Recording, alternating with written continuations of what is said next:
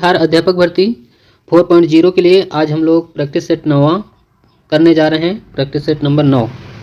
इसके पहले 8 practice set हम लोगों ने कंप्लीट कर लिए हैं। जो बिहार अध्यापक भर्ती 4.0 जूनियर अध्यापक टीजीटी और पीजीटी के लिए सामान्य ज्ञान के प्रश्न हैं इसमें।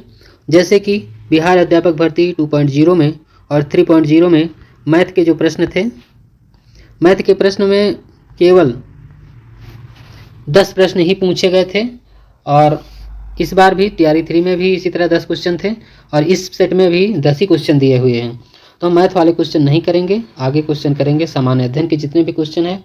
तो दोस्तों बिना देरी के अब हम लोग शुरू करते हैं। साथ ही अगर आपने प्रीवियस पेपर वाले वीडियो नहीं देखे तो उन्हें ज़रूर देखें क्योंकि प्लेलिस्ट बनी हुई है, इंपॉर्टेंट है। तो दोस्तों जो पहला क्वेश्चन है इसमें 11वां दिया है, निम्न में से किस भारतीय को ब्रिटिश राजतंत्र द्वारा नाइटहुड की उपाधि दी गई थी, लेकिन जलियांवाला बाग नरसंहार के बाद उन्होंने इसे वापस कर दिया था? तो इसका राइट आंसर हो जाएगा रविंद्रनाथ टैगोर। सी ऑप्शन इसका राइट आंसर हो जाएगा। दोस्तों रविंद्रनाथ टैगोर ने अपनी नाइटहुड की उपाधि जलियांवाला बाग हत्याकांड के विरोध में त्याग दिया था। वर्ष 1915 में रविंद्रनाथ टैगोर को ब्रिटिश ने नाइटहुड अर्थात सर की उपाधि से अलंकृत किया था। रविंद्रनाथ टैगोर को उनकी काव्य रचना गीतांजलि के लिए सन 1913 में उन्हें नोबेल का पुरस्कार मिला था, साहित्य के लिए नोबेल पुरस्कार मिला था और ये पुरस्कार जीतने वाले पहले गैर यूरोपियन थे। क्वेश्चन नंबर 12वां है, चौरी चौरा कांड कब हुआ था? तो इसका राइट आंसर हो जाएगा 12 नंबर में, इसका उपरयुक्त में से कोई नहीं इसका राइट आंसर हो जाएगा, क्योंकि चौरी चौरा कांड 4 फरवरी 1922 को उत्तर प्रदेश के गोरखपुर जिले के चौरी चौरा नामक स्थान पर घटित हुआ था। असहयोग आंदोलन में भाग लेने वाले प्रदर्शनकारियों का एक बड़ा समूह पुलिस के साथ भिड़ गया। जवाबी कार्यवाही में प्रदर्शनकारियों ने हमला किया और एक पुलिस स्टेशन में आग लगा दी, जिसके कारण 22 पुलिस कर्मियों की मौत हो गई। इस हिंसक घटना को देखकर महात्मा गांधी ने असहयोग आंदोलन को वापस ले लिया था। क्वेश्चन नंबर 13 है, सुभाष चंद्र बोस द्वारा आज़ाद हिंद सरकार की स्थापना कब की गई थी? दोस्तों ये टीआरई 3.0 में आया हुआ क्वेश्चन है। तो इसका राइट आंसर हो जाएगा 21 अक्टूबर 1943। इसका सी ऑप्शन राइट आंसर हो जाएगा। दोस्तों सुभाष चंद्र बोस जी ने सिंगापुर में आज़ाद हिंद की अंतिम सरकार के गठन की घोषणा की, जिसमें वह स्वयं राज्य के प्रमुख प्रधानमंत्री और युद्ध मंत्री थे। अंतिम सरकार ने न केवल बोस को जापानियों के साथ सामान्य स्तर की बातचीत करने में सक्षम बनाया, बल्कि इंडियन नेशनल आर्मी INA में शामिल होने और इसके समर्थन के लिए पूर्वी एशिया में भारतीयों को लामबंद करने में भी मदद की थी। क्वेश्चन नंबर 14, भगवान गौतम बुद्ध के जीवन काल के दौरान 7वीं और 8वीं शताब्दी ईसा पूर्व में कितनी महान शक्तियाँ महाजनपद के अस्तित्व में थी? तो 14 नंबर का इसमें उपयुक्त में से कोई नहीं होगा, इसका ई ऑप्शन राइट आंसर हो जाएगा, क्योंकि उस समय जो महाशक्तियाँ थे 16 महान शक्तियों में विभाजित किया गया था, जिसे हम लोग महाजनपद बोलते हैं। और इन 16 महाजनपदों की राजधानी अलग अलग थी, जैसे वत्स की राजधानी कौशाम्बी, काशी की राजधानी वाराणसी, अंक की राजधानी चंपा, मगध की गिरिब्रज, वज्जी, वैशाली, कौशल व श्रावस्ती, अवंती, उज्जैनी। उज्जैन को महिष्मती के नाम से भी जानते हैं, और मल्ल की कुशावती जिसे कुशीनारा बोलते हैं, पांचाल की अहिछत्र और कांपिल्य, चेंदी का सुक्तिमती और कुरु का इंद्रप्रस्थ, मत्स्य का विराटनगर, गांधार का तक्षशिला, अस्मक का पोतन और सूरसेन का मथुरा और कंबोज का हाटक जिसे राजपुर बोलते हैं, ये इनकी राजधानियाँ थी। आगे क्वेश्चन नंबर 15 है। दोस्तों वीडियो को स्किप नहीं कीजिएगा। भारतीय संविधान में विधायिका में अध्यक्ष का पद और उनकी भूमिका संविधान से लाई गई है, तो कहाँ के संविधान से लाई गई है? तो इसका राइट आंसर हो जाएगा ये ब्रिटिश के संविधान से लाया गया है। भारतीय संविधान में अनुच्छेद 93 के तहत लोकसभा का अध्यक्ष व उपाध्यक्ष तथा अनुच्छेद 89 के तहत राज्यसभा के सभापति और उपसभापति का प्रावधान है। क्वेश्चन नंबर 16 में है, निम्नलिखित में से कौन सी पहाड़ियाँ मेघालय में स्थित हैं? तो 16 नंबर का जो राइट आंसर हो जाएगा इसमें डी ऑप्शन सही है, उपरयुक्त में से एक से अधिक। दोस्तों गारो, खासी तथा जयंतिया की पहाड़ियाँ मेघालय में स्थित है। खासी पहाड़ी के पूर्वी भाग में विश्व का सर्वाधिक वर्षा प्राप्त करने वाला स्थान है। जावादी की पहाड़ियाँ पूर्वी घाट में स्थित है, तमिलनाडु राज्य में विस्तृत है। दोस्तों ये जावादी ये तमिलनाडु में है और बाकी ये गारो और खासी ये सभी मेघालय में है और सर्वाधिक वर्षा प्राप्त है मासिनराम स्थित है, ये सब मेघालय में है। क्वेश्चन नंबर 17 है, समुद्र में अधिकांशतः ज्वार भाटा किस कारण आता है? तो 17 नंबर का राइट आंसर है पृथ्वी पर चंद्रमा का गुरुत्वाकर्षण प्रभाव, इसका राइट आंसर है। क्वेश्चन नंबर 18वां है, निम्न में से कौन सा पर्वतीय दर्रा उत्तराखंड राज्य में स्थित है? जो उत्तराखंड राज्य में स्थित है इसका राइट आंसर हो जाएगा उपर्युक्त में से एक से अधिक। तो इसमें लिपुलेख दर्रा, मंगसा धुरा दर्रा और नाथुला दर्रा ये सभी हैं। तो इसका मंगसा धुरा दर्रा, लिपुलेख दर्रा ये उत्तराखंड में है। ये इसमें से जो मंगसा है और नाथुला है ये उत्तराखंड में है, राज्य में स्थित है। यह दर्रा समुद्र तल से लगभग 5674 मीटर है। फीट देखा जाए तो 8615 फीट की ऊंचाई पर स्थित है। पिथौरागढ़ स्थित मंगसा धुरा दर्रा उत्तराखंड को तिब्बत से जोड़ता है। मानसरोवर की यात्रा के लिए यात्रियों को इसी दर्रे से गुजरना पड़ता है। और नेक्स्ट क्वेश्चन नंबर है, निम्नलिखित में से अलकनंदा और मंदाकिनी का संगम कौन सा है? तो 19 नंबर का राइट आंसर हो जाएगा ये रुद्रप्रयाग हो जाएगा, ये ऑप्शन इसका राइट आंसर है।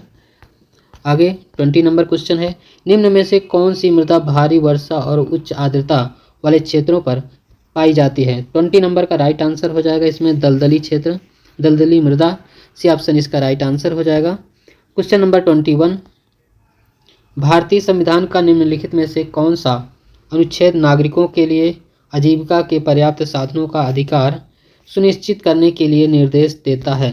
तो 21 नंबर का राइट आंसर है इसमें अनुच्छेद 39 इसका सही आंसर हो जाएगा। क्वेश्चन नंबर 22, राष्ट्रपति के नाम पर जारी निष्पादित किए गए आदेशों और अन्य दस्तावेजों को निम्न में से किसके द्वारा प्रमाणित किया जाना होता है? तो 22 नंबर का जो राइट आंसर हो जाएगा इसमें बी ऑप्शन इसका राइट आंसर हो जाएगा। उस प्रकार से जो राष्ट्रपति द्वारा बनाए गए नियमों को में निर्दिष्ट किए गए अनुसार हों। क्वेश्चन नंबर 23 है, भारतीय संविधान का निम्न में से कौन सा अनुच्छेद केंद्र को राज्यपाल की सिफारिश पर राज्य प्रशासन को नियंत्रण में लेने की शक्ति देता है?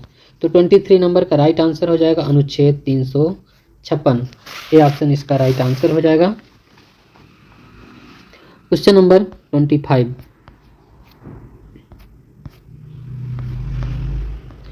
25 में प्रक्षेप के पथ को उसका कहा जाता है, क्या कहा जाता है?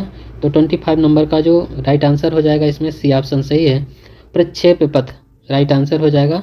जब किसी वस्तु की गति ध्वनि की गति से अधिक हो जाती है तो कहा जाता है कि वह गति से यात्रा कर रही है। तो 26 नंबर का इसमें जो राइट आंसर हो जाएगा इसमें सी ऑप्शन इसका सही आंसर हो जाएगा, अल्ट्रासोनिक पराश्रव्य जिसे बोलते हैं। रेडियो धार्मिकता की एसआई इकाई है। तो 27 का इसमें राइट आंसर हो जाएगा, सी ऑप्शन हो जाएगा इसका बेकुराल इसका सही आंसर हो जाएगा। दोस्तों रेडियो सक्रियता का एसआई मात्रक बेकुराल होता है और अन्य मूल मात्रक और देख लेते हैं, जैसे लंबाई का एसआई मात्रक मीटर है, द्रव्यमान का केजी, समय का सेकंड, विद्युत धारा का एम्पियर, ताप का केल्विन, ज्योति तीव्रता कैंडेला, पदार्थ की मात्रा मोल और समतल कोण रेडियन और ठोस कोण स्टेरेडियन। दोस्तों कहीं कहीं नॉइज पॉल्यूशन आ जाता है, उसके लिए सॉरी। क्वेश्चन नंबर 28 है, शुष्क बर्फ का ठोस रूप है। तो 28 नंबर का जो राइट आंसर हो जाएगा इसमें सी ऑप्शन इसका सही आंसर हो जाएगा, इसमें कार्बन डाइऑक्साइड राइट आंसर हो जाएगा। क्वेश्चन नंबर 29 है, प्याज में लाल रंग निम्न में से किस वर्णक के कारण होता है? तो इसका राइट आंसर हो जाएगा एंथोसाइनिन के कारण होता है। प्याज में पीला रंग, अगर पीला रंग देखा जाए तो क्यूरेस्टीन या क्यूरेसिटीन के कारण होता है, वहीं प्याज का तीखापन इलाइल प्रोपाइल सल्फाइड के कारण होता है। इसी तरह पपीता में अगर देखा जाए तो पीला रंग केरिकजेंथिन से होता है और गाजर का पीला रंग कैरोटीन से और हल्दी का पीला रंग कुरकुमिन से होता है। प्याज एवं वनस्पति हैं जिसका कंद सब्जी के रूप में प्रयोग किया जाता है और महाराष्ट्र में प्याज की खेती सबसे अधिक होती है। क्वेश्चन नंबर 30, आरएनए एक बहुलक अणु है, इसका पूर्ण रूप क्या है? तो 30 नंबर का जो राइट आंसर हो जाएगा इसमें बी ऑप्शन इसका सही आंसर हो जाएगा, rhino nuclear acid. Question number 31 है, निम्न में से कौन सा मेंडेलियन विकार नहीं है? तो 31 नंबर का राइट आंसर हो जाएगा इसमें बी ऑप्शन सही है, टर्नर सिंड्रोम। क्वेश्चन नंबर 32 है, मानव शरीर में सबसे बड़ी ग्रंथि कौन सी है? तो 32 का राइट आंसर हो जाएगा लीवर, इसका राइट आंसर हो जाएगा। क्वेश्चन नंबर 33, जवाहरलाल नेहरू मणिपुर नृत्य अकादमी निम्नलिखित में से किस शहर में स्थित है? तो जवाहरलाल नेहरू मणिपुर नृत्य अकादमी किस शहर में है? तो 33 नंबर का राइट आंसर हो जाएगा इसमें ये इम्फाल में है। दोस्तों इम्फाल मणिपुर की राजधानी है और नई दिल्ली की एक घटक इकाई है। इसकी स्थापना 1954 में हुई थी, नई दिल्ली में भी एक इस्टाब्लिश्ड है। आगे क्वेश्चन नंबर है 34 नंबर, घेरिया नृत्य, ये घेरिया नृत्य किस राज्य से संबंधित है? तो घेरिया नृत्य है ये संबंधित है गुजरात से है। बहुत ही इंपॉर्टेंट क्वेश्चन है। गुजरात के और नृत्य देखा जाए तो गुजरात में ही गरबा गुजरात का ही लोक नृत्य है। पढ़िहारी भी लोक नृत्य गुजरात का ही है। इसके अलावा टिप्पाणी ये भी गुजरात का लोक नृत्य है। साथ ही अगर पंजाब का देखा जाए लोक नृत्य, भांगड़ा, गिद्धा और धमान ये पंजाब के हैं। हरियाणा में मंजीरा, फाग और छड़ी। और महाराष्ट्र में है लावनी, गौरीचा और पोवाडा। आगे क्वेश्चन नंबर 35 है, the judgement inside story of emergency in India के लेखक बताना है आपको। तो 35 नंबर का राइट आंसर हो जाएगा इसका ए है, कुलदीप नैयर हैं इसके राइटर हैं। इसके अलावा उन्होंने और क्रिएशन की है, the martyr Bhagat Singh, experiments in revolution beyond the lines, ये कुलदीप नायर की क्रिएशन है। और K Munshi Prithvi Vallabh, the book of Lopamudra Satyabhama एक के मुंशी की क्रिएशन है। अगर जवाहरलाल नेहरू जी की देखा जाए तो भारत की खोज, पिता का पत्र, पुत्री के नाम, विश्व इतिहास की झलक और my truth, internal India on peoples and problems,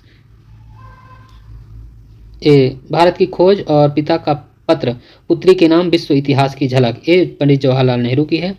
और creation my truth, internal India on peoples and problem से इंदिरा गांधी की क्रिएशन है।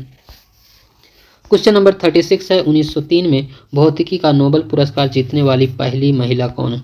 तो 36 का राइट आंसर हो जाएगा मैरी क्यूरी, इसका राइट आंसर हो जाएगा। क्वेश्चन नंबर 37 में सामुदायिक नेतृत्व में योगदान के लिए रेमन मैग्सेसे पुरस्कार प्राप्त करने वाले पहले भारतीय कौन थे? तो 37 का राइट आंसर हो जाएगा आचार्य विनोबा भावे, इसका राइट आंसर हो जाएगा। 1903 में नहीं, रेमन मैग्सेसे पुरस्कार की स्थापना 1957 में की गई थी। फिलीपींस के राष्ट्रपति रेमन मैग्सेसे की याद में प्रत्येक वर्ष उनके जन्मदिन 31 अगस्त पर प्रदान किया जाता है। 38 नंबर है, बिहार राज्य पर्यटन विकास निगम की टैगलाइन बताना है आपको। तो इसका राइट आंसर हो जाएगा ब्लिसफुल बिहार। 1836 के दशक में पटना का नगर केंद्र था, इसका राइट आंसर हो जाएगा बहावी आंदोलन का, सी ऑप्शन इसका राइट आंसर है। बहावी आंदोलन इस्लाम का सुधारवादी आंदोलन था जिसका लक्ष्य मुस्लिम समाज को भ्रष्ट धार्मिक रीतियों से मुक्त करना था। भारत में इसके संस्थापक सर सैयद अहमद बरेली भी थे। सैयद अहमद की मृत्यु 1831 ईस्वी के पश्चात पटना इस आंदोलन का 1831 में हुआ था। इसके पश्चात ही पटना इस आंदोलन का प्रमुख केंद्र रहा है। इसके नेता मौलवी कासिम, विलायत अली, इनायत अली, अहमदुल्ला आदि थे। क्वेश्चन नंबर है 40, केसरिया सुप्रसिद्ध है। केसरिया चंपारण जिले में स्थित एक महत्वपूर्ण बौद्ध स्थल है। यह पुरातत्व महत्वपूर्ण बौद्ध स्थल है, पुरातात्विक महत्व का। सम्राट अशोक ने यहाँ एक स्तूप का निर्माण कराया था और इसे विश्व का सबसे बड़ा स्तूप माना जाता है। तो दोस्तों आज हम लोगों ने प्रैक्टिस सेट नंबर 9 हम लोगों ने कंप्लीट कर लिया है। साथ ही अगर आपने जो प्रैक्टिस सेट करवाए गए हैं प्रैक्टिस सेट नंबर 1 से लेकर के 8 तक, अगर आपने प्रैक्टिस सेट नहीं देखे हैं तो उन्हें जरूर देखें। साथ ही बिहार अध्यापक भर्ती TRE 2.0 सामान्य अध्ययन और TRE 3.0 सामान्य अध्ययन की अलग से प्लेलिस्ट बनी हुई है, इससे आपको पेपर पैटर्न पता चलेगा। दोस्तों आज का वीडियो यहीं तक। पूरा वीडियो देखने के लिए बहुत बहुत धन्यवाद।